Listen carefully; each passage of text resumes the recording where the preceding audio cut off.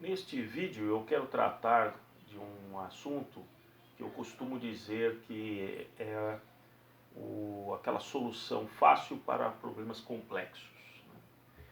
E trata-se desse livro, bastante comentado aí ao longo do ano passado, de uma autora inglesa, uma economista inglesa, que apresenta os argumentos dela do que seria ali uma economia sustentável. Totalmente baseado, o livro totalmente baseado em arquétipos, exatamente, arquétipos da ONU. Né? Para vocês entenderem por que ela chamou isso aqui da economia rosquinha, eu vou pegar nas palavras da própria autora, no final do livro, o que ela se propõe com a economia rosquinha. Então aqui, ó. O alicerce social demarca o limite interno da rosquinha, essa parte aqui. E estabelece as condições básicas de vida das quais ninguém deve ser privado. Sempre aquela ideia de... A ideia é ótima, mas a questão sempre é o como. O teto ecológico demarca o limite externo da rosquinha. O limite externo da rosquinha. Além do qual a pressão da humanidade sobre os sistemas terrestres geradores de vida constitui um excesso perigoso. E aí, finalmente, né? Entre os dois conjuntos, ou seja, a borda e o núcleo da rosquinha, entre os dois conjuntos de limites encontra-se o espaço ecologicamente seguro e socialmente justo no que a humanidade deve prosperar. Ou seja, a humanidade tem que ficar dentro desse espaço, assim, dentro dessa caixinha. Então essa é a proposta, o mantra de todo aqui o livro. Eu fico à vontade de fazer uma crítica sobre essa abordagem, né? Porque a autora, na minha percepção, ela se aproveita realmente, ela como economista, e ela se aproveita de uma série de furos e de incongruências que de fato existe na teoria econômica moderna. Porque de fato os economistas eles foram abduzidos para tentar dar um grau de racionalidade, um grau cartesiano para a economia, que as sucessivas crises foram simplesmente esmagando. E à medida que essas crises econômicas foram se tornando mais frequentes, principalmente a partir do começo dos anos 70, muito dessas teorias mirabolantes, econométricas, que eu chamo de economistas, têm caído por terra.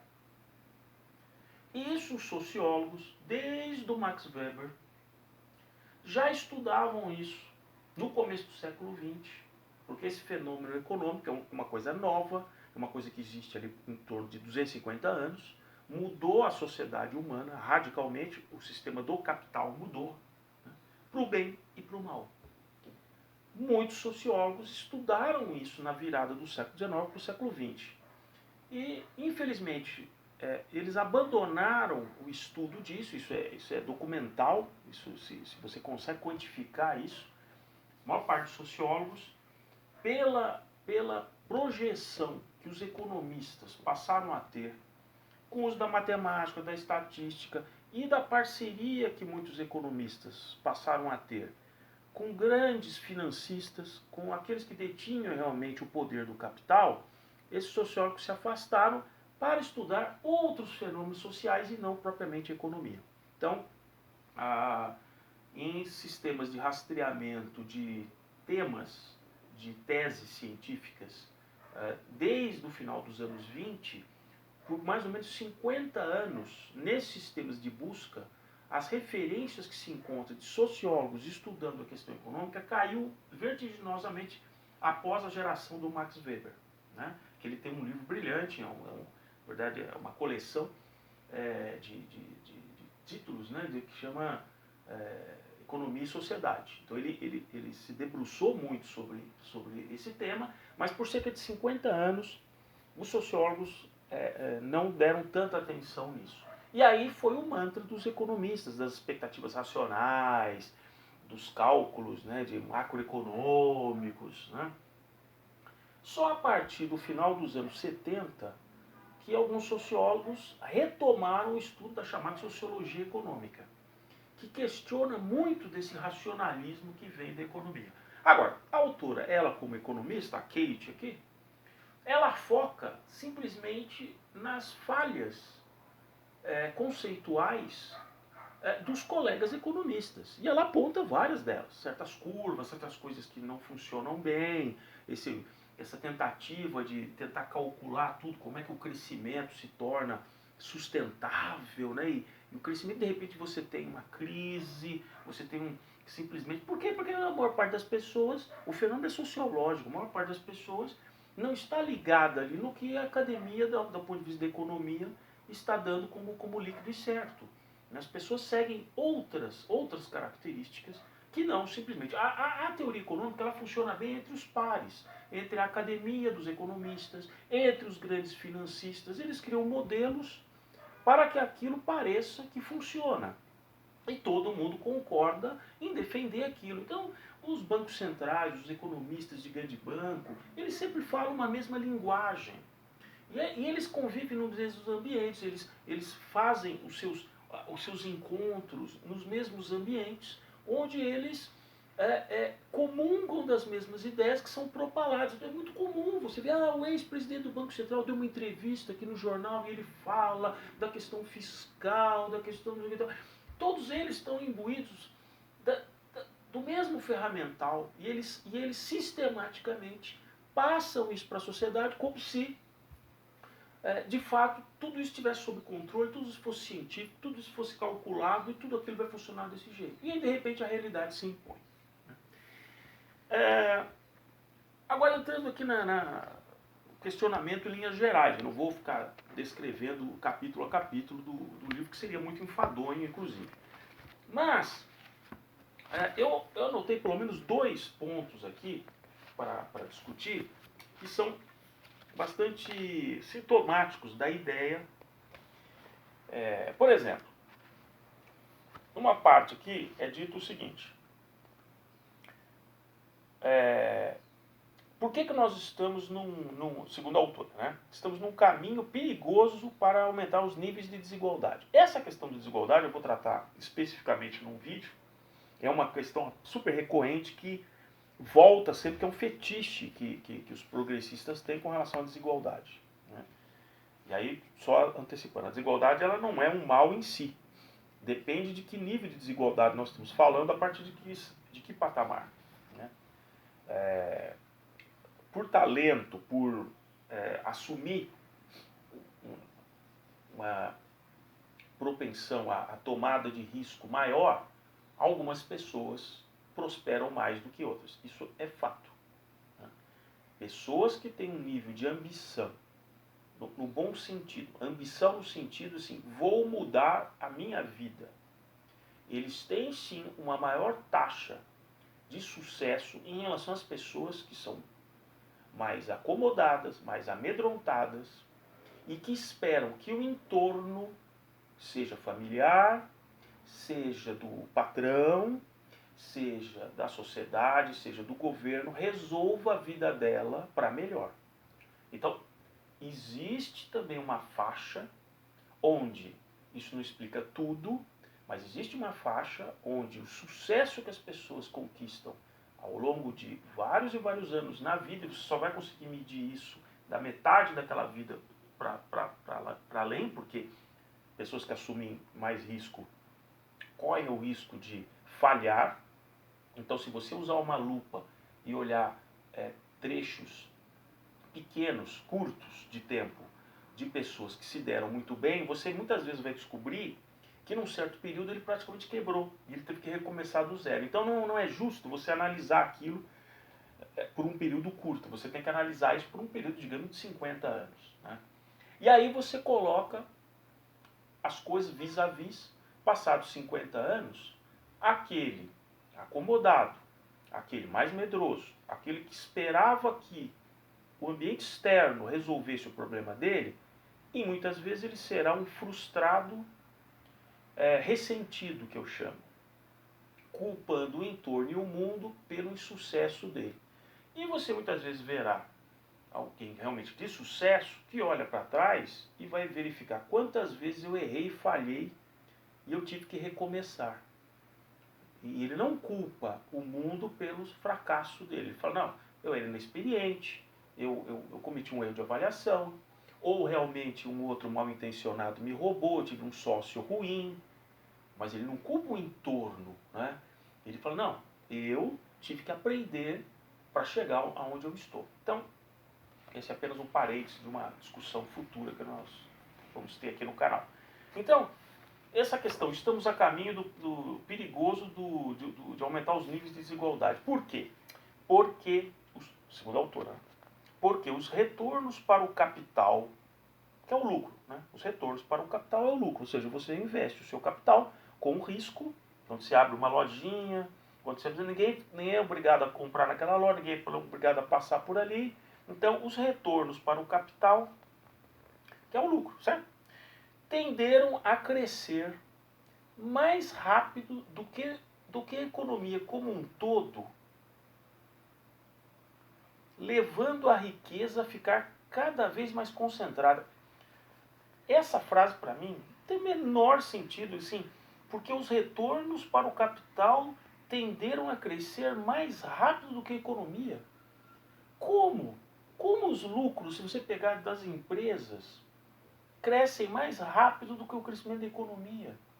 Se o PIB, ele faz, ainda que de uma maneira limitada, mas ele soma exatamente o total de riqueza que aquela sociedade está tendo em um ano, por exemplo.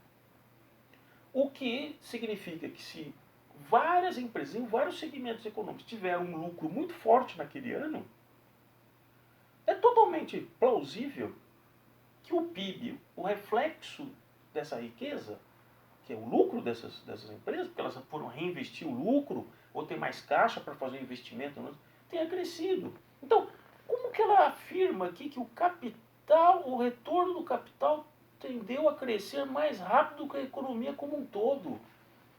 Agora, é claro que você pode ter um certo segmento específico, um segmento na economia. O varejo, por exemplo, é o varejo, né? Tem o varejo ampliado, o varejo restrito, né? O varejo ampliado pega ali, por exemplo, até coisas de valor agregado maior, como por exemplo o automóvel, né? Vamos dizer que ele tenha crescido naquele ano 10% e o PIB tenha crescido 3%. Pô, mas o PIB é uma média total, nacional, de vários setores. Se naquele ano o setor automotivo cresceu 10, 15%, pode ser que daqui a 1, 2, 3 anos ele cresça abaixo, cresça 1, 2%, enquanto o PIB de repente foi a 4%. Mas assim, se todos os setores crescessem 10%, todos os setores, setor industrial, setor comercial, setor de consumo, o setor de exportações, se todos esses setores crescessem 10%, o PIB tenderia a estar em 10%. Então eu não entendo porque é uma frase, aí diz assim, essa dinâmica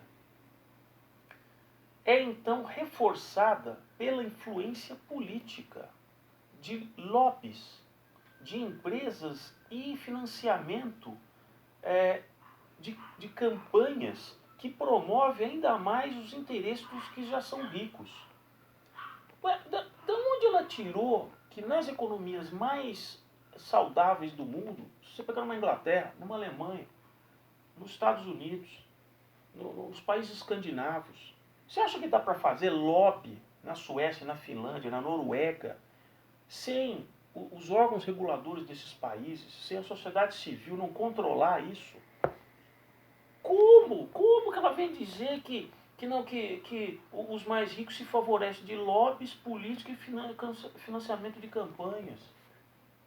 Aonde tem exatamente a maior distorção nisso são nos países onde tem menos desenvolvimento capitalista. Vocês já perceberam? que é onde você tem hegemonias familiares, ditadores, que ficam por décadas, né? E ficam bilionários, com fortunas bilionárias, quando aquilo se desmonta, se descobre que aquele núcleo tem um... Esses lugares. Agora, você vem dizer que essa dinâmica é então reforçada pela influência política de lobbies de empresas a financiamento de campanhas. Nos Estados Unidos, por exemplo, o lobby é uma atividade regulada. Quando eu, lobista, eu vou ao Congresso americano para pedir para ter audiências com algum parlamentar, eu ostento no crachá, tem uma cor ali, mostrando que eu sou um lobista. De repente do setor farmacêutico, de repente do setor de gás e petróleo, de repente do setor de aves. Então todo mundo que me vê ali sabe qual é o meu papel ali, coisa que no Brasil, claro, isso não existe. O lobista, ele está sempre subterrâneo, em almoços, andando com malinhas aí, saindo de pizzarias, com malinhas de dinheiro. Esse é o lobista nacional, né? Agora, você acha que na Inglaterra tem esse tipo de lobista? Então do que ela está falando? Entende? Aí termina assim, como afirma o Piketty. Piketty é um economista que eu vou falar depois, francês, muito alardeado em 2014, com um trabalho que eu julgo muito raso com relação à desigualdade entre países. Mas eu vou deixar para um outro vídeo. Onde ela cita uma frase do Piketty. O capitalismo gera automaticamente desigualdade. Que novidade. Que novidade. Esse é um assunto que os sociólogos estudam desde o século XIX. Esse é o grande estudo realmente da sociologia econômica. A questão das assimetrias e das diferenças de oportunidade que muitas vezes ficam amortecidas ali no sistema capitalista. Então eu não estou criticando, mas eu digo assim, temos que estudar sim melhor a questão de assimetrias e de diferenças de oportunidade, que se você deixar um capitalista, daquele capitalista raiz, ele vai tentar engolir tudo, por todos os meios e propósitos, ele vai tentar engolir tudo. Então é preciso sim que exista uma força maior do que aqueles ultra gananciosos que lutam só pelo poder e pela acumulação desvairada do capital. Sim, você tem que ter um controle normativo sobre essas pessoas. O que não quer dizer que você acaba com o próprio sistema do capital. Não é isso que eu quero dizer. Eu quero dizer que eu não sou partidário daquele laissez-faire, que era uma ideia bastante ingênua que alguns economistas abraçaram isso uns 200 anos atrás, mais ou menos, de que não, que o mercado se regula, a mão invisível do mercado. Isso é balela, não se regula nada, não tem mão invisível nenhuma. Se você deixar, vai ter trust, vai ter lobby, vai ter suborno. Basta ver o que aconteceu no Brasil. Quem é que subornou a maior parte das autoridades governamentais? Foi o capital privado, dos caras mais ricos do país. Então, não é verdade que se você deixar todo mundo, que todo mundo é bonzinho, vai competir e tal. Não, não é. Por isso que você tem, de fato, que ter normas e regulações e vigilância sobre os donos do capital. Mas com a liberdade que eles têm, que é característico, né, da personalidade deles, né, de sempre tentar prosperar. Eu vou superar o meu concorrente, eu vou fazer melhor, eu vou vender melhor, eu vou dar uma remuneração melhor aqui por desempenho para os funcionários, uma competição, digamos assim, para dizer, vamos colocar como meta que o chamado market share avance X pontos nesse próximo ano. Deixa o cara ir nessa direção, né?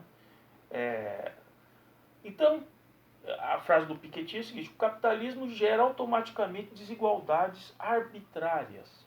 Esse que é a questão, desigualdades arbitrárias e insustentáveis, que minam...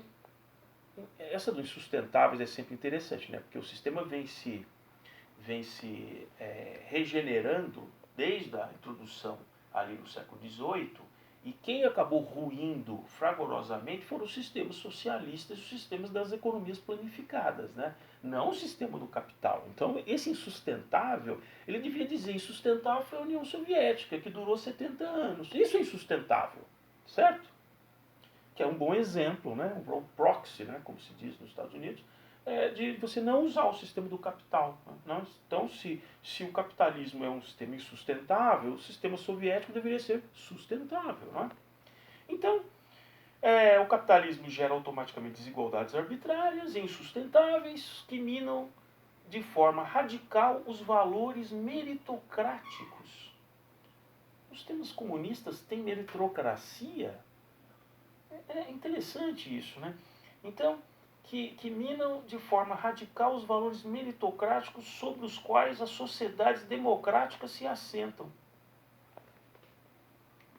Então, quer dizer, aí ele dá uma guinadinha, né, para dizer que de forma radical, quer dizer, aí ele puxa para que as sociedades democráticas se assentam. Todos os regimes socialistas aí que ruíram eram democráticos. Interessante, né? Quando teve a separação das Alemanhas, a Alemanha comunista era a República Democrática da Alemanha. Fantástico, né? A China, a República Popular da China, que eles trocam esse popular por democrático. Né? Então, assim, é uma pândega isso. Né? Usar, encaixar o clichê democracia nesse sistema socialista. E mais para frente, ela critica a curva de Kuznets, que isso é um assunto mais para frente, que é para economistas, onde tem uma curva que no início você larga na frente aqueles que antecipam certas meios de produção, uma invenção, eles saem na frente, produzem riqueza e é claro que ele avança na riqueza, então você poderia tirar uma fotografia dizendo que a desigualdade momentaneamente ela aumentou. Mas em algum momento essa riqueza ela vai sendo devolvida para a sociedade.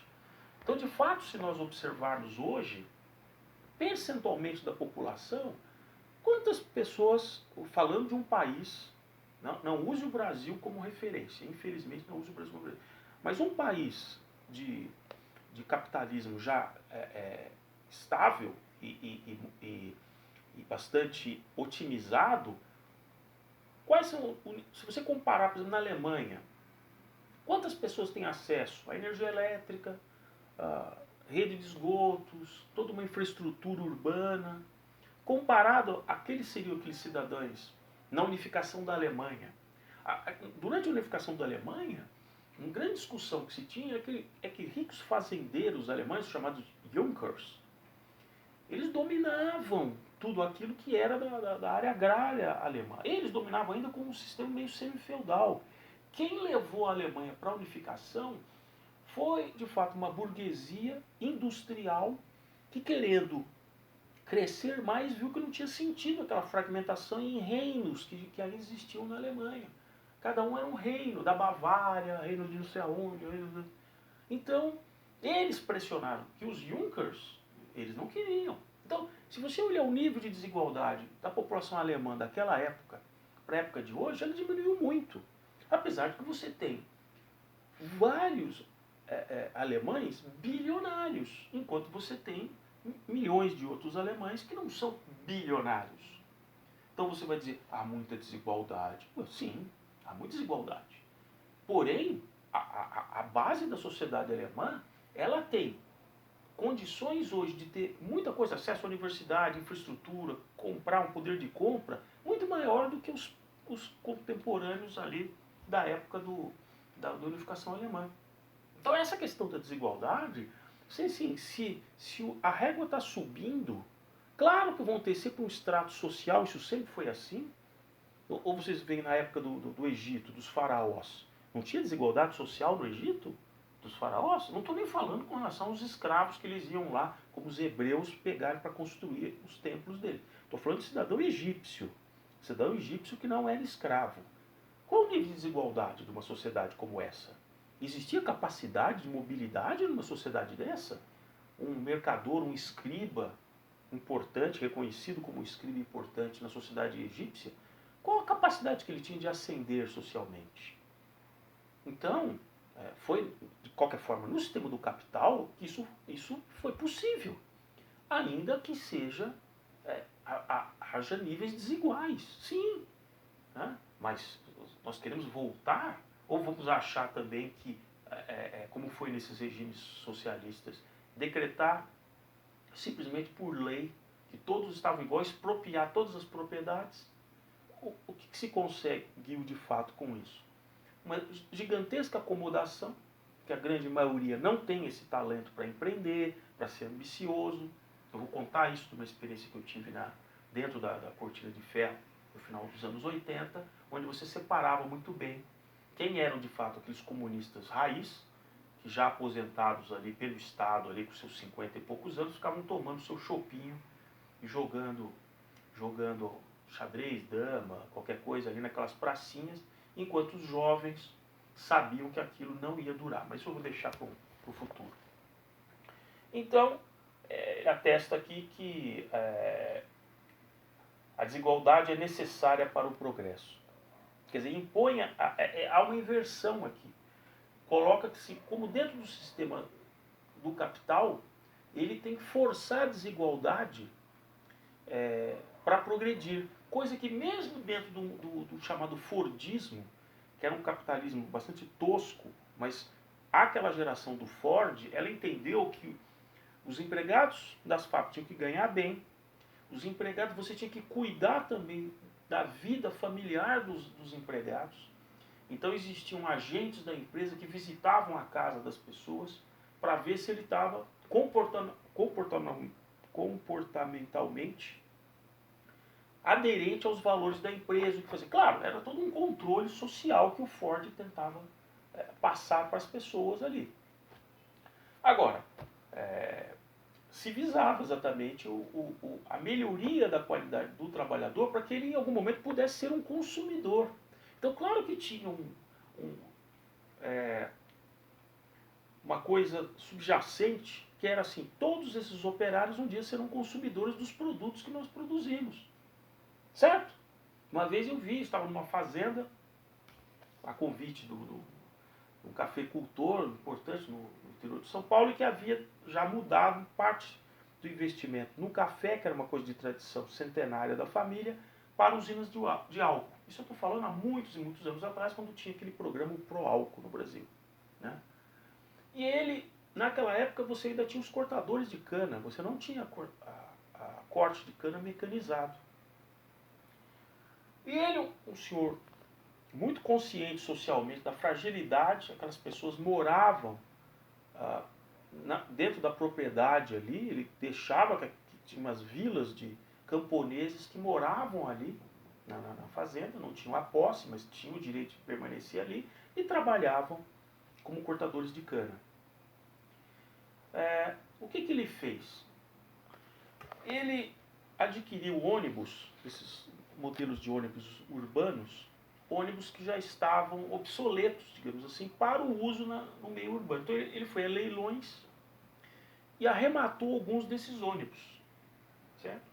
Que apesar de serem obsoletos para o uso contínuo na cidade, no uso dentro da fazenda, em trechos curtos, era uma alternativa interessante. Ele adquiriu alguns ônibus. Ele comprou também o que na época era muito comum, aquelas combis, né? Veículo, a Kombi. E ele, às 4h30, 5 horas da manhã, quando esses trabalhadores eles eram retirados da vila operária e levados ali para os canaviais, eles começavam a trabalhar ali tão logo o sol nascia, ele os transportava de ônibus e ia algumas dessas combis, dependendo do número de trabalhadores, com pão com manteiga e café com leite. E serviu o café da manhã para esses cortadores de cana. Homens, mulheres. Né? Passado alguns meses que ele estava nessa atividade, apareceu os membros de um desses movimentos que tem até hoje, aí desse que vai de fazenda, que gosta, né? E foi lá fazer discurso para esses trabalhadores, dizendo o seguinte: vocês são trouxas. O fazendeiro, ele está transportando vocês de ônibus e dando o café da manhã porque ele quer que vocês produzam mais. Esse foi o argumento dos nobres socialistas que foram ali para fomentar. E o grande assim, desalento de divulgadores socialistas é que, principalmente no Brasil, o trabalhador ele quer prosperar, ele não quer matar o patrão. Então, o grande dissabor é que essa ideia socialista está só na cabeça ou de intelectual da academia, cheio pelas universidades, ou nesses sindicalistas, nesses movimentos, né, pagos, sabe-se lá por quê. Né? Porque o trabalhador, ele não concorda com aquilo que está sendo divulgado ideologicamente ali. Ele não quer queimar o ônibus, que a ideia desses caras era botar fogo nos ônibus que os transportavam para lá. Né? Hoje, não existem mais os cortadores manuais de cana. Mas se vocês observarem, mesmo em rodovias, onde há trabalhadores que fazem a limpeza lateral de uma rodovia, cortando ali os taludes, onde tem grama, um mato, ou fazendo o reparo de alguma erosão, vocês vejam que existem caminhões ali do lado, que tem banheiros químicos. Então hoje é obrigado por lei que esses trabalhadores tenham direito a seu banheiro químico, que está ali, proporcional ao número de trabalhadores que estão ali. O transporte, hoje se ouve muito pouco se falar, não vou dizer que acabou totalmente do Brasil, não sei, mas na minha época de infância era muito comum você ainda cruzar nas estradas com os chamados de boias frias, que eram caminhões simples, abertos, e as pessoas em cima da carroceria do caminhão, só com uma lona, muitas vezes, e os caras tudo lá dentro. Né?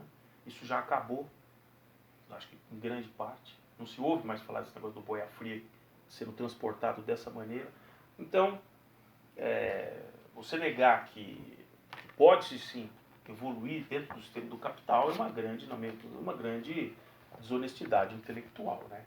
E aí, finalmente, aqui, mais um item, né, aquela cutuca, né, os colegas economistas, dizendo que sim, mas os analistas econômicos, que eu também acho os analistas econômicos um porre, sem dúvida, né? O duro é usar as fragilidades da economia para usar como banquinho para tentar vender essa tese aqui. Mas os analistas econômicos estão preocupados com o fato de que as substituições por robôs hoje em dia estejam tomando conta de tantos setores industriais e de serviços tão depressa que a criação de empregos em outras áreas simplesmente não consegue acompanhar. Vou repetir essa última frase. Estejam tomando conta de tantos setores industriais e de serviços tão depressa que a criação de empregos em outras áreas simplesmente não consegue acompanhar. Eu iria perguntar para a Kate aqui, como cientista social, o que você acha que aconteceu na Revolução Industrial quando uma máquina conseguia fazer fivelas, cintas, ferraduras em relação aos trabalhadores que eram muitas vezes aqueles que estavam séculos desenvolvendo aquelas técnicas e produzindo isso de uma maneira praticamente artesanal. O preço de muitos desses itens caiu de 30 a 50 vezes, como o Eric Hobsbawm comenta num dos livros dele. Então, assim, esse papo dos robôs destruir um monte de empresas numa velocidade mais rápida do que outros, isso já aconteceu inúmeras vezes. Os artesãos foram dizimados naquela virada do século XVIII para XIX. Se tornou assim, ondas e ondas de pessoas que simplesmente não tinham como produzir nada, porque elas estavam totalmente fora de mercado. Né? Mesmo aqui no Brasil, quando se abriu os portos aos ingleses, naquele acordo que o Dom João VI fez, naquele acordo, eles quebraram muita gente aqui, porque você conseguia trazer um vestido, uma gravata, um chapéu, produzido na Inglaterra e transportado naquela época, naquelas condições, e era vendido muito mais barato do que um artesão brasileiro produzia aqui. Então isso já acontecia desde o começo do século XIX. Então o que ela está falando? Agora os robôs é que, ao serem introduzidos, isso é um ciclo que o sistema do capital de fato promove. E eu diria que hoje nós temos muito mais elementos para amortecer esse efeito do que tínhamos 200 anos atrás. Porque muitas dessas pessoas, se vocês procurarem naquelas revoltas que são a base do livro do Victor Hugo, Os Miseráveis, que eu acho que é um livro que todo mundo tem que ler, era meados do século XIX, ali por volta de 1850, quando você tinha milhões de pessoas que saíram da zona rural, foram para as cidades para sujeitar. O Les Miserables começa exatamente com os trabalhadores para uma sapataria, uma pessoa que desenvolveu uma técnica de cola, de sola, a fivela que tinha ali nos sapatos, ali nos calçados, e ficou milionário. E ele empregava milhares de trabalhadores nas fábricas dele lá. Né? Então,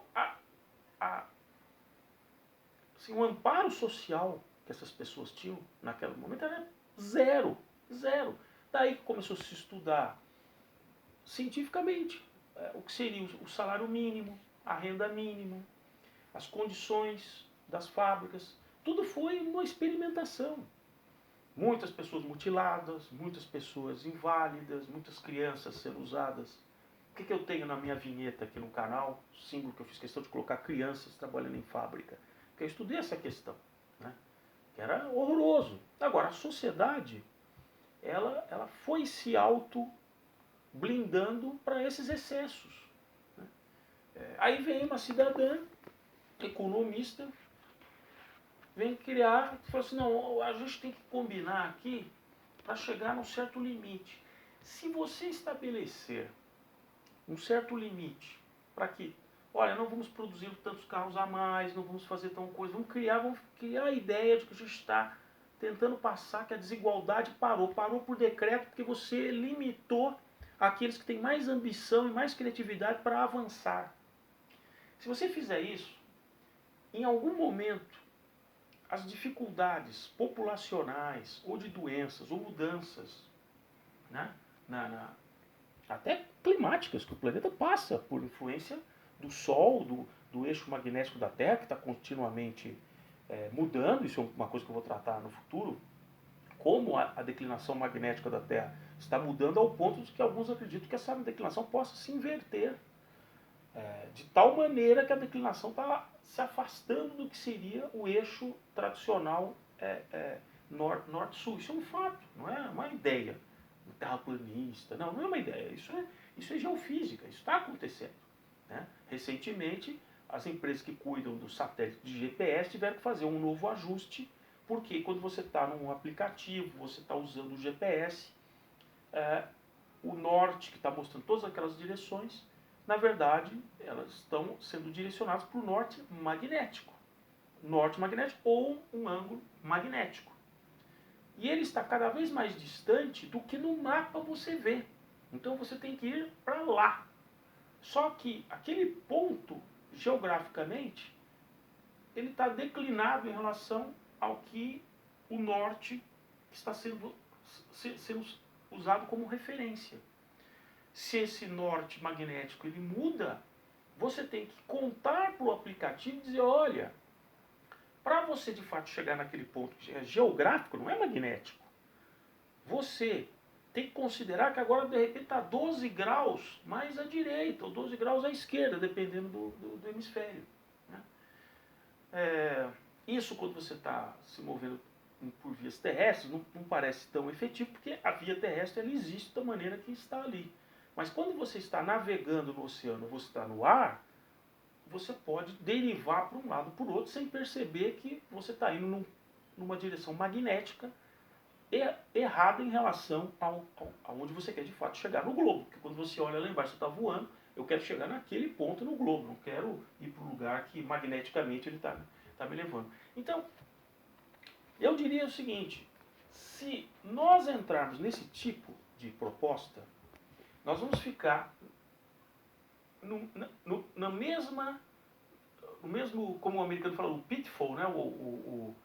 o alçapão, aquele alçapão que se usava antigamente, que botava aquelas folhinhas em cima e o bicho vinha e caía naquele alçapão e era caçado, uma coisa milenar. Nós vamos cair num grande alçapão como foi para os soviéticos, porque como tudo era planejado, você imagina, eles planejavam tudo. Planejavam os salários de toda a cadeia econômica, qual era a gradação do salário de todas as atividades. Eles decidiam por decreto se vai ser produzir mais aço, vai produzir mais isso, vai produzir tanto de trigo, eles planificavam tudo. E deu errado. Deu errado. Por que deu errado? Porque você, que agora é um tratorista, uma empresa, lá, sei lá, coisa de trigo, e foi decidido que nós temos que aumentar em X mil toneladas de trigo naquele ano. E todo mês vem um cara do Estado, e você é um funcionário pago pela fazenda, porque a fazenda é do Estado. Você não é dono da terra.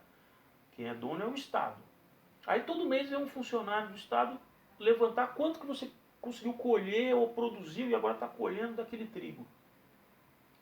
Quando for chegando no final do ano, se você já está dentro da meta, você acha que você vai fazer o quê? Você vai simplesmente pegar ali o trator, dar uma voltinha, abastecer, porque você já está dentro da meta. O governo falou para você, eu quero X milhões de sacas. Tá bom, os milhões eu vou entregar. Nem uma saca a mais. Nem uma saca a mais. Isso é tão verdade que quando havia uma pressão e havia uma desconexão entre o que o governo queria e aquilo que era possível produzir, os funcionários de várias fazendas governamentais, eles começavam a sabotar os equipamentos que não eram deles. Então eles sabotavam o trator, a máquina colheitadeira, fazia lá, botava uma peça ali meio assim, tirava um parafuso e quebrava. Aí quebrava e ele falava assim, quebrou. Quebrou. E isso é a realidade. Por quê? Porque não havia um alinhamento de propósitos. Todo mundo distribuído na sociedade ficava olhando assim. Opa, caiu meu cavaleiro templário. Então, é isso que acontecia. Todo mundo ficava olhando para o Rei Sol. O que eu devo fazer? Então, por isso que esse sistema muito bonitinho da rosquinha não vai funcionar. Não vai funcionar, porque é exatamente, claro, essa questão de dizer, não, que a ecologia, os limites do mundo e tal, cada vez mais se tem controle sobre os níveis de poluição e tal. Isso não é verdade. Basta ver o quanto uma termoelétrica jogava de particulado. Aqui no Brasil, por exemplo, hoje é muito raro você ver, por exemplo, aumentou muito a produção de cimento. E também nos anos 70, onde você tinha o maior número de autuações de problemas ambientais de jogar particulado, era das usinas de cimento, que jogavam uma quantidade enorme de particulado que nos bairros próximos ficava aquele pozinho. Isso não acontece mais, porque os equipamentos foram modernizados, foram colocados filtros. A mesma coisa nas refinarias, a quantidade de enxofre. Hoje você vai numa grande refinaria da Petrobras, você vê as montanhas de enxofre que estão do lado, que muitas vezes eram queimados ou eram expelidos na atmosfera, e hoje não. Há todo um processo de separação no craqueamento do enxofre. E o enxofre é usado para adubo, para outras funções. Então, não é verdade que o mundo teve que...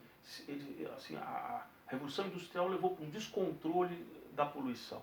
Aliás, aonde tem os maiores poluidores são exatamente nesses países que não seguem regra nenhuma, que não tem sociedade civil nenhuma, como a gente tem aí, né?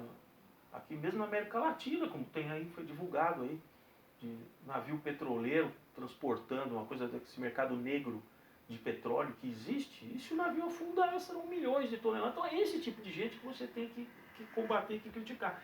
E finalmente, ao adotar uma teoria tão simplista como essa, você limita aqueles que têm a criatividade e a ambição para pesquisar coisas que não necessariamente alguém disse que tem que ser pesquisado.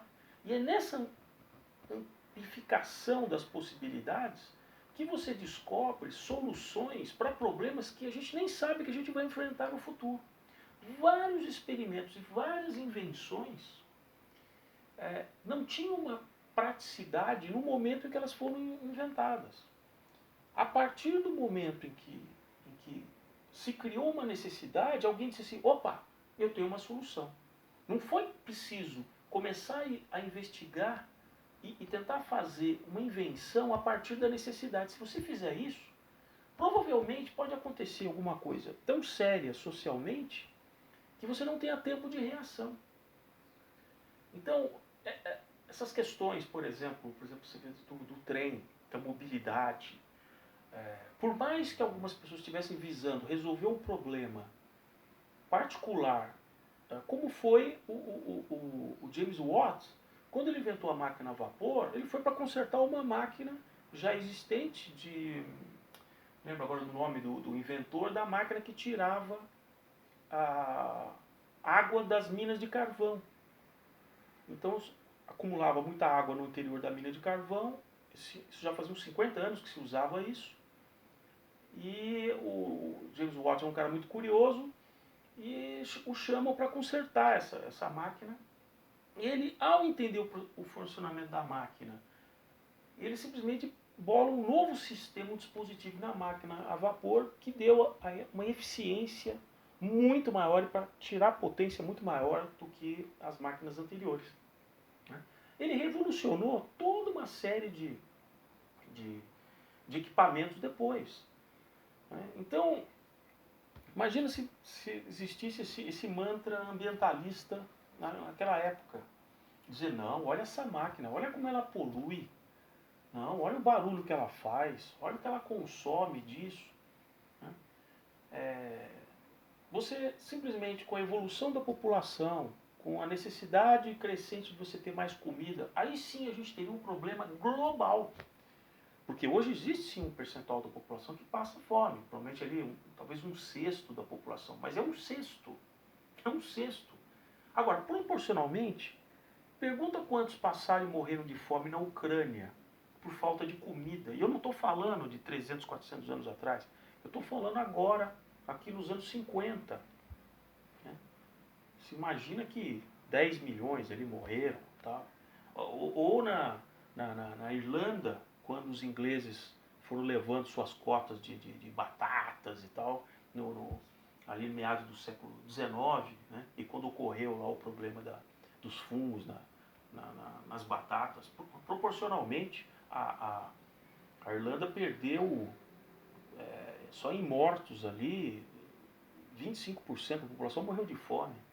Então é muito diferente. Você comparar os níveis localizados de pobreza que tem no mundo, comparar com essas épocas anteriores em termos percentuais. E não vai ser, sinceramente, como eu já falei, não vai ser usando essa economia da rosquinha que nós vamos descobrir as soluções para os problemas que de fato nós temos, mas não é por aí. Não é à toa que a indicação do livro está aqui, ó, brilhante e revolucionário, acessível a qualquer pessoa, um livro que vai mudar o mundo.